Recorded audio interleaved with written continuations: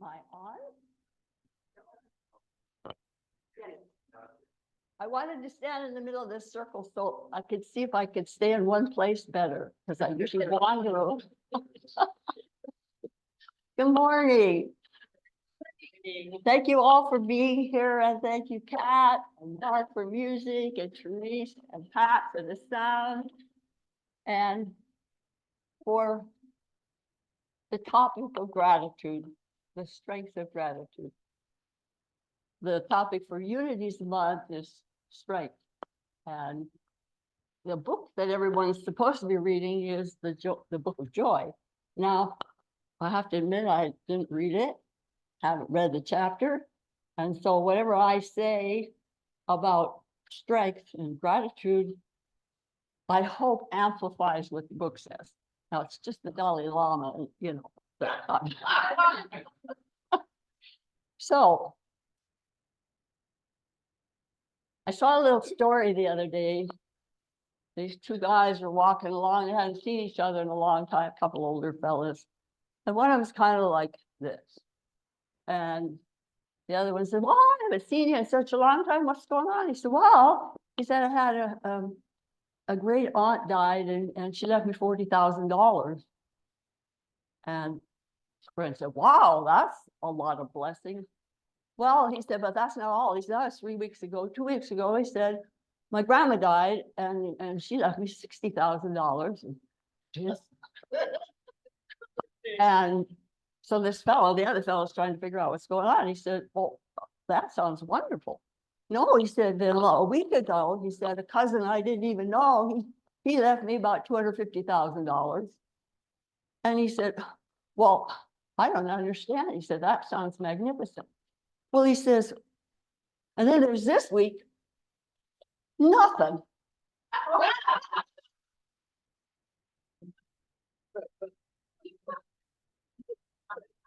Yeah, don't we go there sometimes, you know? In fact, a lot of times. And I'm reminded in times like this when,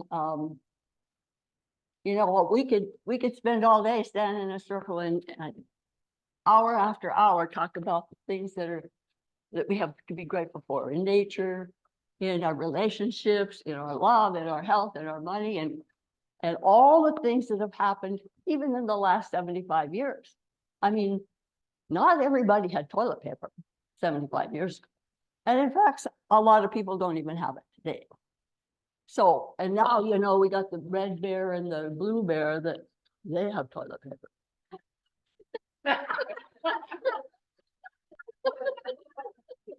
And I kind of, you know, wonder if that's a spoof on our politics.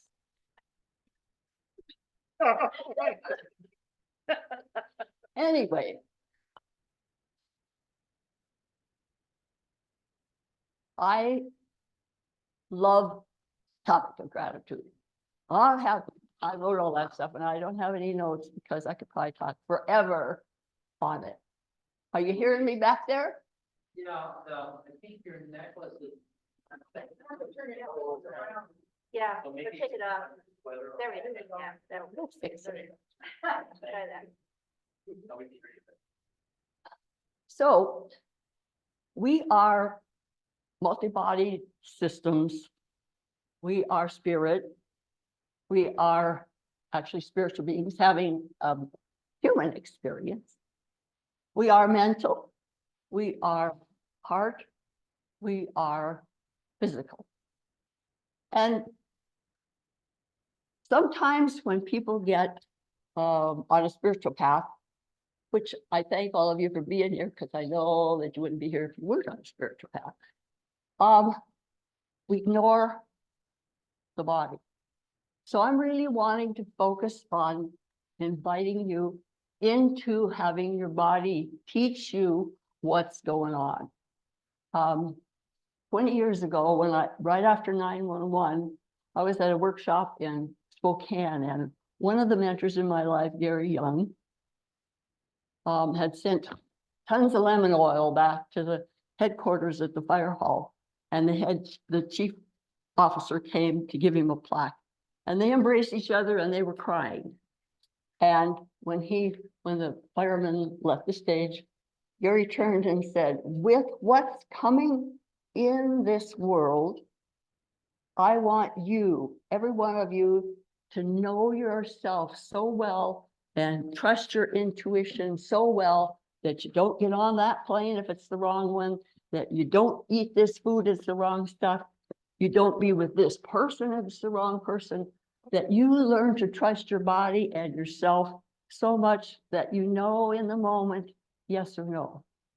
Now, 20 years ago, that was a big thing to say, and we all kind of scratching our head about what's coming. So here we have AI, and it's going to be wonderful for lots of things, and it's going to be a test of our intuition and our sense of discernment. And so we can be grateful for it and also pray for protection for ourselves from the things that are not the truth.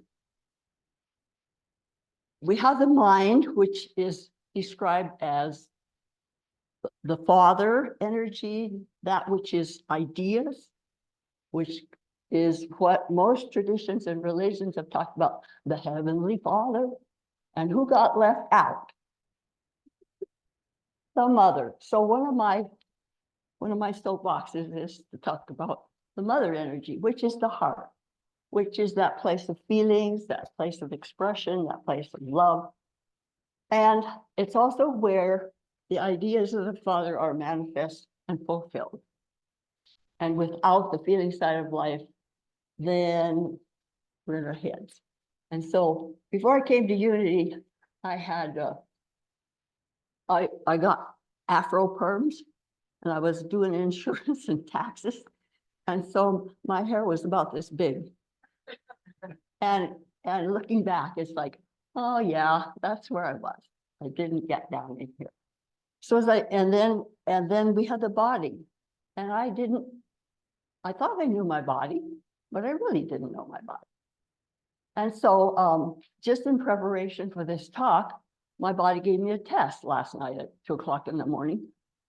My left knee said, that's not comfortable, roll over the other direction, do this, do that. So I fought with it for a while and put some oil on it. That was just not the answer. So I got out my trusty book here, one of my trusty books, called Feelings Buried Alive Never Die. I wonder if it got buried. I'm thinking I'm being pretty self-aware. And then, no. So in this book, which I first kind of poo-pooed, because I've had it for 20 years, you can see it's kind of reggy around the edges. This woman has a whole bunch of stuff in the front of it that I still probably haven't read the whole thing, but in the back, it says, probable feelings causing the illness. Well, Myrtle didn't talk about disease, so we don't want to call it a disease, but it's a discomfort. So I look and it says, left knee, need to be more receptive to events, feelings of insecurity, and experiencing unresolved stress. Well, I knew that was true. So we talked about that part of it. I need to talk about in the middle of the night, put my hands on my knees, on this knee, and just loving it and loving it and loving it, and being grateful for how many 1,000 miles it's taken me by the time I've had this many birthdays. And so I invite you, when you're having a place of discomfort in your body, to do that. I think we haven't, I'm going to own it, I haven't loved my body. I mean, when you think about it, what is the most specialized chemistry laboratory in the world? Me, you, us, all of us. There is nothing, no robots, there's no nothing yet that is as magical as we are. And all the time here at Unity, we talk about the divine within. Well, what does that really mean? That means every cell every molecule in our body is divine, not just someplace in our heart, not just someplace at the middle of our forehead. It's everything. And so until I express gratitude to my divinity, which is every cell, then I'm walking around collecting junk, sometimes from other people's stuff, sometimes my own stuff. So my invitation is to really go there. Now, Myrtle Fillmore was, I'm going to say she was the founder of Unity. And then Charles came along and he said, oh, that sounds pretty good. I got a short leg, maybe I'll join you. But her issue was that she had tuberculosis when she was a child. And she was told that she wasn't going to live very long. Now, she was born about 1850, right in there. And so she struggled with doing all the stuff that all the medical people were trying to tell her to do to extend his life, that she wasn't supposed to live very long. And finally ended up saying, that's not working for me. So she went to some kind of a workshop with a guy named A.B. Weeks. And he was a kind of a mentalist. And he started teaching her affirmations and taught, go in your body and love it. So she realized that she had believed what was said. She had believed what was told her. And one of our principles is that we have to look at our beliefs. So he said, one of the affirmations he said is, say, I am a child of God and I do not inherit disease.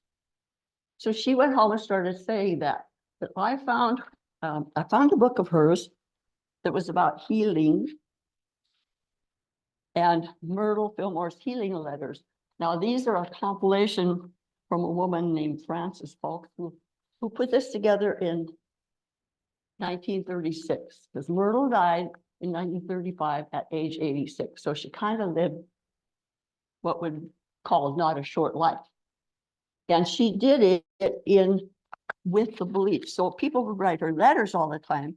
And so I found a couple things that I thought were interesting that go along with this concept of us learning to love every cell and molecule in our body and to be grateful for that.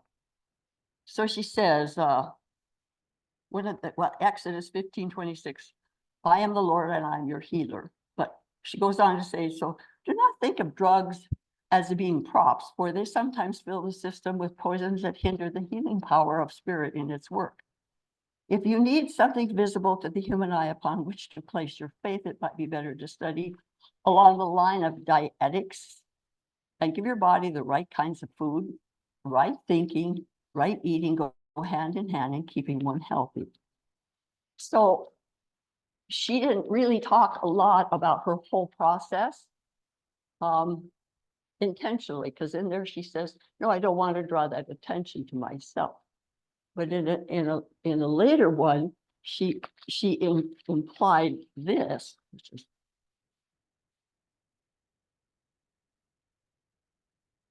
she said, sometimes the soul gets so anxious about what it wishes to do that it tends to neglect the body. This is not fair to the body, nor to those who must take care of the body when it is neglected. Our first duty then is to bless our body and get our thoughts right down into it, to praise its wonderful work, to learn what its needs are, and to supply them. Sometimes when things happen in the realm of senses or in connection with the physical body that cause one to depreciate it, or even to almost wish one did not have it, in this event, the soul may reach out to much that the body is neglected, and until it stops the suffering. So that seems like an obvious thing, that we would all be known, that we could be loving every cell in our body, but the tradition I grew up in was the original sin. And so that's one of the things that Unity has helped me move out of, and the business about worthiness. You know, we used to pound our chest and say, oh Lord, I am not worthy. And so I've tried to do that 100,000 times in the opposite way to rebuild that love of myself. Now, I'm gonna kind of go off on the side here a little bit. one of my other spiritual pieces in my life, from the Radiant Rose Academy, which is the honoring of the mother energy, the mother principle. I listen to some little messages that come from them every day. And to follow up on what Susan talked about last week about the darkness and the discord that's in the world, I'm not going to go into that. We just know it's there. And you can't turn on the radio or the TV or go on social media without knowing that. What they're saying and what they're asking us to do is to focus on harmony. So singing, music is good. And anything that brings us pleasure and is not hurting anyone else, anything that's good and constructive, focus on that. So if you see something, hear something, and you feel in your body that it upsets you right here because, oh my God, what's going on? It's like, no, don't dwell on it. Don't stay there. Don't do it. Know it's there. Go over here and do your meditation or your prayer or protection around whatever it is that seems threatening. And so they have the 3 P's. First, the purification. Purification is what's going on the planet. Every time you hear there's another flood, there's another whatever. And so that's what has to happen. The earth is doing what it needs to do to bring herself into the fullest of what she's supposed to be. And the same for us. So everybody's really hanging on to, well, I'm going to watch that game this afternoon. And then I was appalled that they expect more people to spend more money betting and gambling this time than ever in the history. And there was even one fellow who said he thought that was kind of a good idea. Well, we want to stay on this path of purification, protection, and perfection. Those are the 3 P's. We need to look at everything we're doing.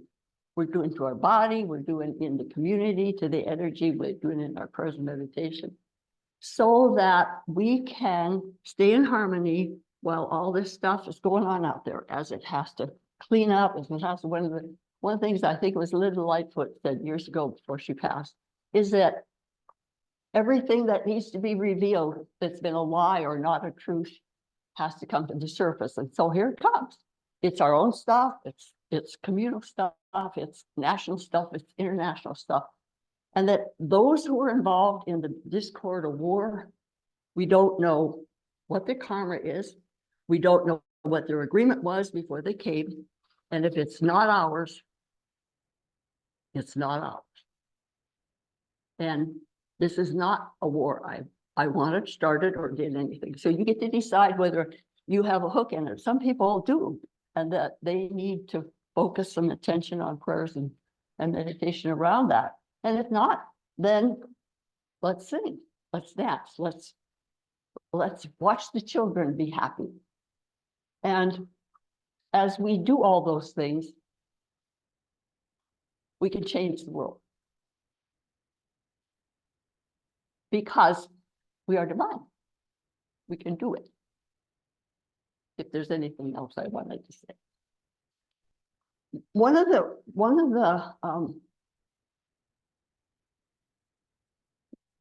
reasons I want to work on the 3 P's and the thing with protection is for the children. Sometimes I look at how life is so different for the children now than it was when I was a child. It was much simpler in many ways.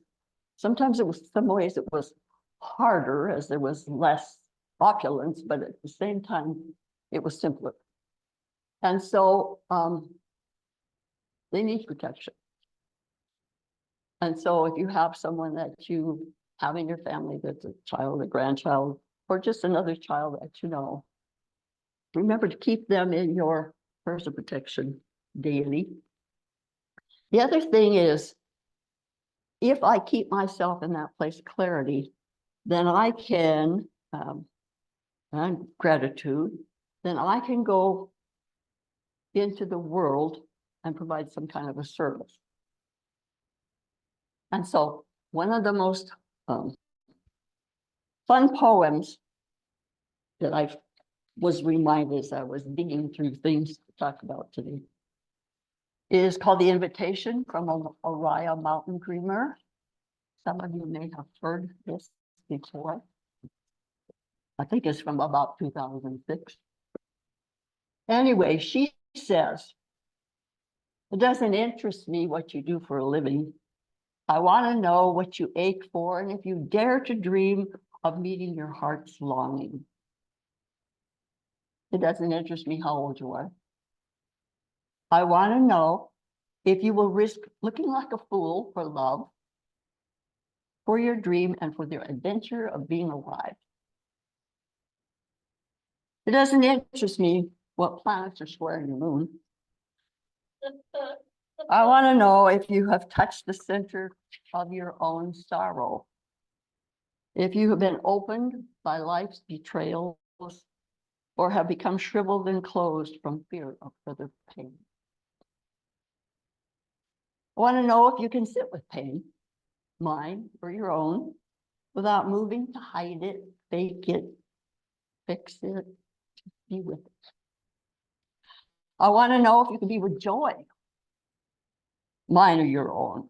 If you can dance with wildness and let the ecstasy fill you to the tips of your fingers and toes without cautioning us to be careful, be realistic, to remember the limitations of being human. It doesn't interest me if the story you're telling me is true. I want to know if you can disappoint another to be true to yourself, if you can bear the accusation of betrayal and not betray your own soul, if you can be faithless and therefore trustworthy. I want to know if you can see beauty even when it's not pretty every day. And if you can source your own life from its presence. I want to know if you can live with failure, yours and mine, and stand at the edge of the lake and shout to the silver of the moon, yes. It doesn't interest me to know where you live or how much money you have. I want to know if you can get up after a night of grief and despair, weary and bruised to the bone, and do what needs to be done, feed the children. It doesn't interest me who you know or how you came to be here. I want to know if you will stand in the center of the fire with me and not shrink back. It doesn't interest me where or what or with whom you've studied. I want to know what sustains you from the inside when all else falls away. I want to know if you can be alone with yourself and if you can truly love the company you keep in those empty moments.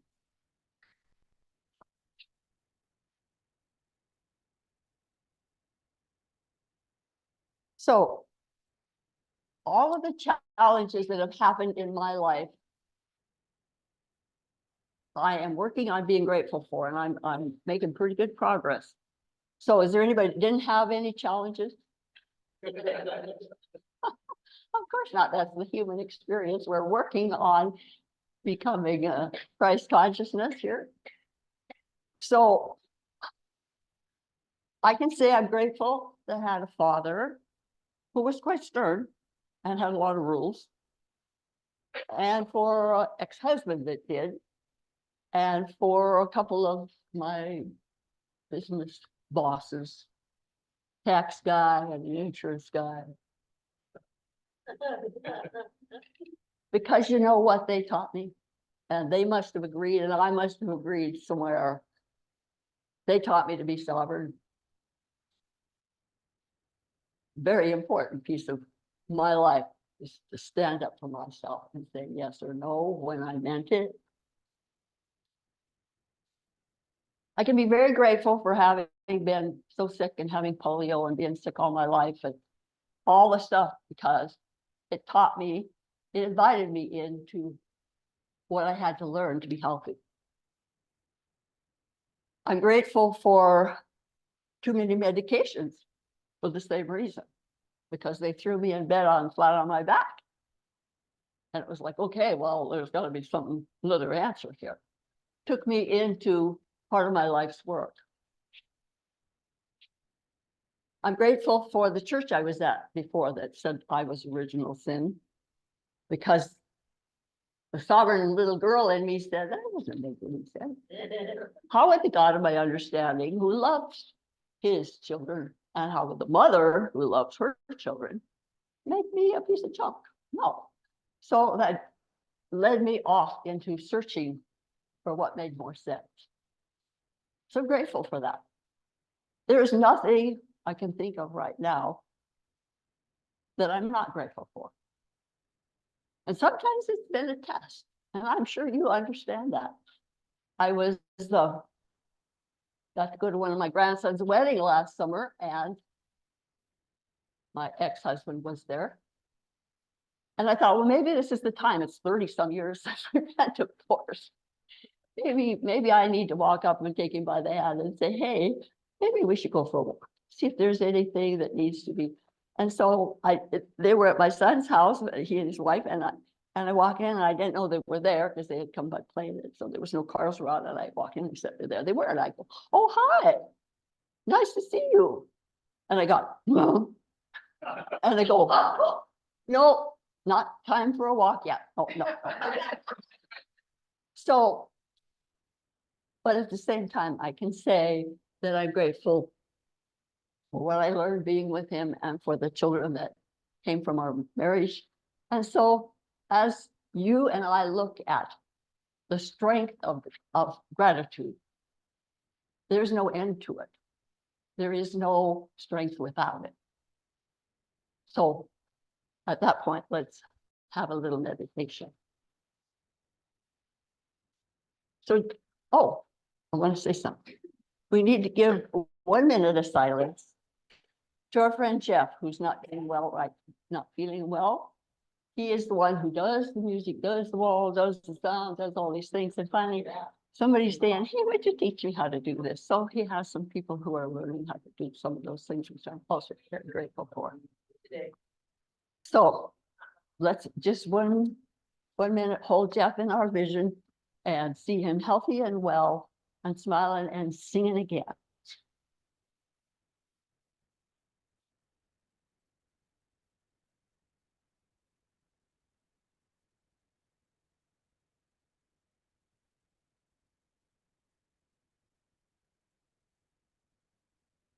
Bless you, Jeff. Thank you, Jeff, for all you do. So he usually plays the little piano back there while we do our meditations. Well, so he's not doing that today. So I asked Therese if she would put up a picture. So we'll do a visual before I do lead us through the meditation. And she did a wonderful job. She centered it. She took off some of the edges, cleaned it up. It's right, because I think when I took the picture, it wasn't right in the middle. So I want you to pay attention to what's up above. I'm kind of a rainbow person, because that's always about hope. And with hope, then we get to the rest of the places we need to go. So this dust down at the bottom, and then up above is that rainbow of colors. So you can see in the center is white, and then there's a gold, and then there's a pink, and then there's a violet, then there's a green, and then there's a blue. So we take a deep breath. And close your eyes if you want to, or look at the picture if you want to, whatever's comfortable for you. And let's bring in that white light. And let's look at that as if it's a globe we're sitting in the middle of. It's not a circle, it's a globe of light. And it's the light of God in the center, the light of God that never fails, that white light, which includes all colors. White includes all colors. And so take that in to wherever you want to take it in your body. And breathe into that.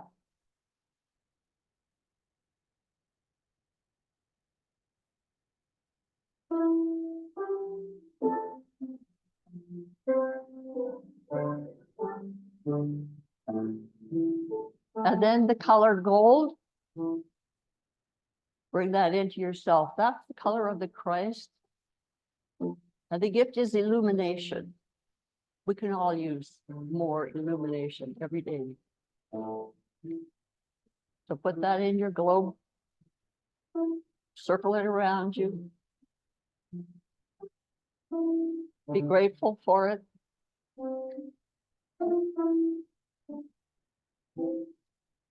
And then we move into the pink.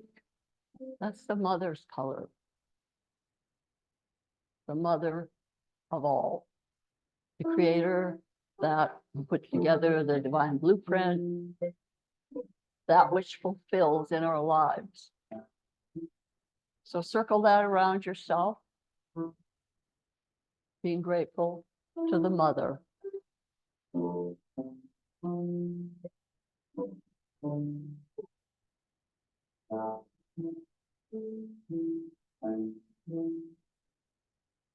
And then we bring in the violet, shades of violet, purple, whatever tone works for you. It's in the rainbow. That's the color of purification.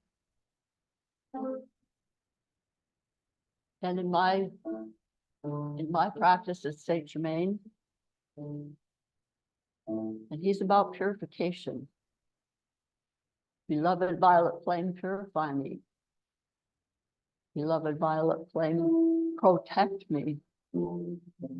Beloved violet flame, perfect me and enfold me.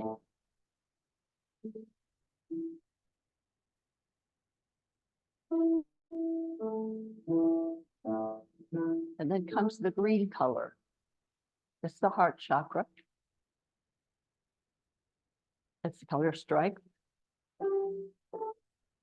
And you may have a teacher, a mystic, someone beyond yourself who represents that color. For me, it's the goddess of peace and Archangel Raphael, who's a healer.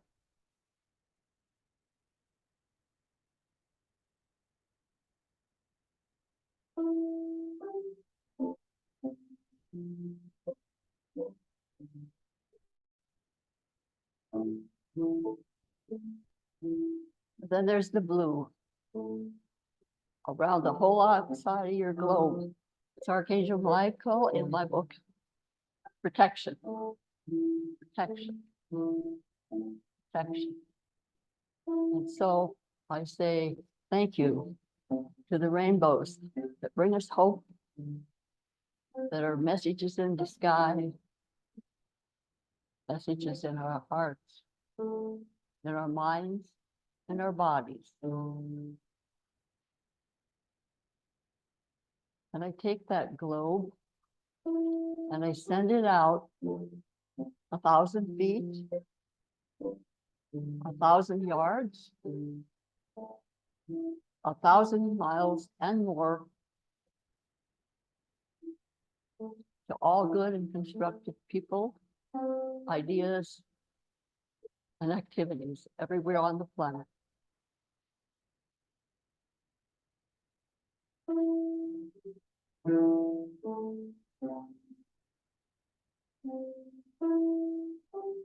And I say thank you, Mother, Father, God, and all of those who love me on this planet, who love me from afar, who love all of us, and that big, huge love that's inside of us. This is Valentine's Day week, and so say amen.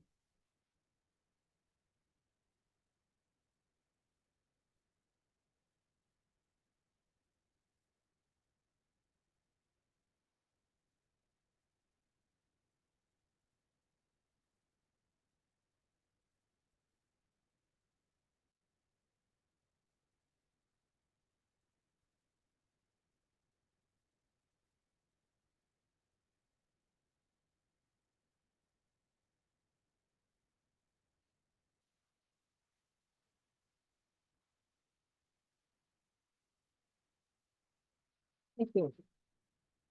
Okay, so it's time for the prayer for protection. So if you want to stand up, and we'll say it standing up, you can be up here. And then we'll make our circle for the song of peace. So we've kind of added a little thing to this so we can see it up there. So let's go. The light of God surrounds us. We are the light.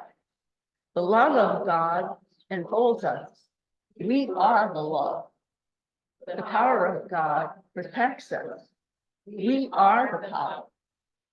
The presence of God watches over us. We are the present. Wherever we are, God is, and all is well.